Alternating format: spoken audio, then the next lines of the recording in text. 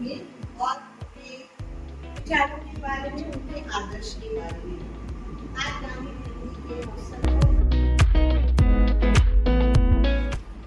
महात्मा गांधी के बारे में तो सबको जानते हैं, कौन है उनके बताने की जरूरत नहीं है।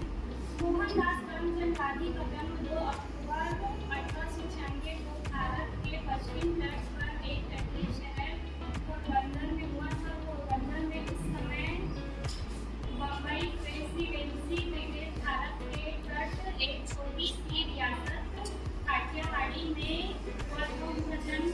छोटे राज्य से होने के कारण वह एक मध्यम वर्ग के व्यक्ति थे। उनकी माता का नाम कुशीबाई था और उनके पिता का नाम करमचंद गांधी था और उनका विवाह 13 साल की उम्र में कस्तूरबा से हुआ था। उनके 4 बेटे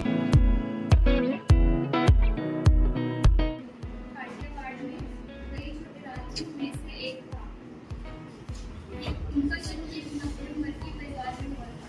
गांधी जी की मां कुशीबाई एक साथी चरित्र युवा और उनके मन पर एक गहरी छाप छोड़ी। जब गांधी जी 7 साल के थे तब उनका परिवार राजकोट चला गया जहाँ उनके पिता गांधी जी एक महान नेता थे जिन्होंने भारत को अंग्रेजों से आजाद कराने में महत्वपूर्ण भूमिका निभाई। वे न केवल राजनीतिक नेता थे बल्कि एक महान मानववादी भी थे। उनके विचारों और कार्यों ने दुनिया भर में लाखों लोगों को प्रेरित किया। गांधी जी का मानववाद निम्नलिखित मूल्यों पर आधारित था। पहला था अहिंसा। गांधी जी मानते थे कि हिंसा से कोई समस्या का समाधान नहीं किया जाता। उन्होंने अहिंसा का मार्ग अपनाया और लोगों को भी ऐसा करने को प्रेरित किया। दूसरा था सत्य। गांधी जी सत्य के प्रति अटूट विश्वास रखते थे। उन्होंने कहा था कि सत्य ही धर्म है। तीसरा था सत्य से लड़ाई, असत्य से लड़ाई। गांधी जी ने असत्य से लड़ाई करने का आह्वान किया। उन्होंने जाति, धर्म, लिंग या रंग के आधार पर किसी भी प्रकार के भेदभाव का विरोध किया। समानता। गांधी जी सभी लोगों के प्रति समान अधिकारों में विश्वास करते थे। उन्होंने जाति, धर्म, लिंग या रंग के आधार पर किसी भी प्रकार के भेदभाव का विरोध किया।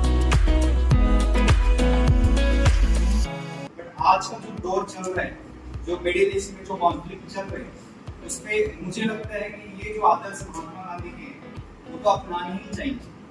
जो कि कल हम देख रहे हैं, न्यूज में भी देख रहे हैं, जो कॉन्फ्लिक्ट चल रहे हैं जैसे रशिया एंड यूक्रेन के चल रहे हैं। तो महात्मा गांधी का तो यही था कि non violence is one philosophy of Mahatma Gandhi. अगर हम उसको ही अपना देंगे तो शायद हमारा जितना डिफेंस का बजट है, जो जितना पैसा उन पे लगाते हैं वो शायद मानवता के विकास के लिए लगा सकते हैं। जो कि बहुत ही हम जहाँ तक सोच सकते हैं कि मानवता एक अलग ही दिशा में चली जाएगी अगर महात्मा गांधी के जो विचार हम अपना देते हैं। और जो भी अभी कॉन्फ्लिक्ट चल रहा है उसके कारण कितने मानवता विकास हो रही है, जो कि हमें नहीं लगता कि एक तरीके से मानवता का विकास हो रहा है। एंड मैं ज़्यादा तो यहाँ पे नहीं बताना चाह रहा, एक इशारा ही काफी होता है विद्यार्थी के लिए। तो एक क्वेश्चन के साथ इनके कुछ आंदोलन है, इनके कुछ विचारों के बारे में मैं आपको कुछ बताना चाहता हूँ। जैसे कि गांधी जी का पहला आंदोलन था चंपारण सत्याग्रह। ये स्टार्ट हुआ था 1971 में। इनका पहला सत्याग्रह आंदोलन था जो सफल हुआ था। और गांधी जी का दूसरा आंदोलन था असहयोग आंदोलन। इसकी शुरुआत 1920 से 1922 के बीच में हुई। इसका आंदोलन का प्रमुख उद्देश्य ये था कि हमें ब्रिटिश सरकारों के खिलाफ असहयोग का यह बड़ा मुद्दा था। यह लोगों को ब्रिटिश शासन का बहिष्कार करने और उनके सरकारी नौकरियों से इस्तीफा देने की अपील थी। मतलब हम उनके शासन में ऐसे फंस गए थे कि हम चाहते थे पूरी रियासत करके कि वो अपने आप को इस्तीफा दे ताकि उनकी जगह कोई इंडिया आके हमें सुधार सके।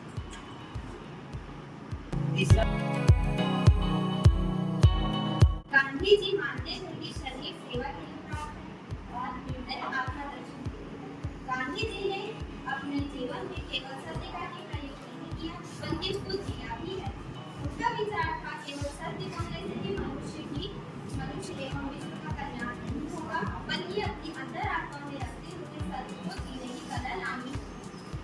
कोई धर्म के अनुसार हर नर में नारायण है और वह नर को नारायण ही बनाया।